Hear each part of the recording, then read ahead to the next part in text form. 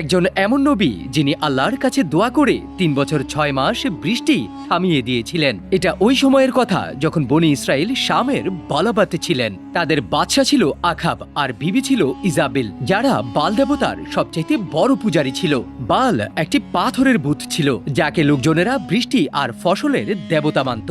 লোকজনেরা আল্লাহকে মোকাম্মল ভুলেই গিয়েছিল। বৃষ্টি চাইতো বাল দেবতার কাছে আর ফসলও চাইতো বাল দেবতার কাছেই। এমনকি জীবনের সব নেয়ামত তারা বাল দেবতার কাছেই চাইতো। আল্লাহ তাআলা হযরত ইলিয়াস আলাইহিস সালামকে পয়গাম দিয়ে পাঠালেন। তিনি একা সিনা উঁচু করে দাঁড়িয়ে বললেন, হে আমার কওমের লোকেরা, তোমরা কি আল্লাহকে ভয় পাও না?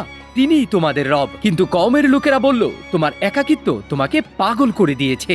হযরত ইলিয়াস আলাইহিস সালাম আল্লাহ রাব্বুল ইজ্জতের কাছে বৃষ্টি থামিয়ে দেওয়ার দোয়া করলেন, যেন নাফরমান কওমেরা ইব্রত ধরে নেয় যে তাদের বাল দেবতার সেই ক্ষমতা নেই বৃষ্টি নামানোর। আল্লাহই সবকিছু দেন।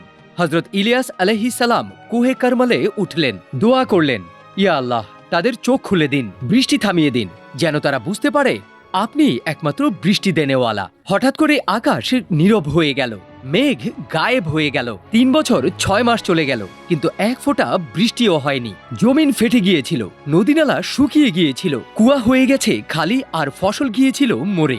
জন্তু জানোয়ারও মরা শুরু করলো। বাচ্চারা তৃষ্ণায় কাতরাতে থাকলো। মায়েরা শিশুদেরকে দুধ পর্যন্ত খাওয়াতে পারছিল না। তারা বাল দেবতার পা ধরে কান্না করে, চিৎকার করে, এ বাল দেবতা, আমাদেরকে বৃষ্টি দাও। কিন্তু পাথরের মূর্তি খামোশ ছিল। ওই ৩ বছর ৬ মাস ছিল যেন কিয়ামতের মঞ্জার, যারা বাল দেবতার পূজা করছিল। এর পরের মুজিজা গায়ের পশম দাঁড় করানোর মতো, যা পার্ট 2 তে বলা হয়েছে।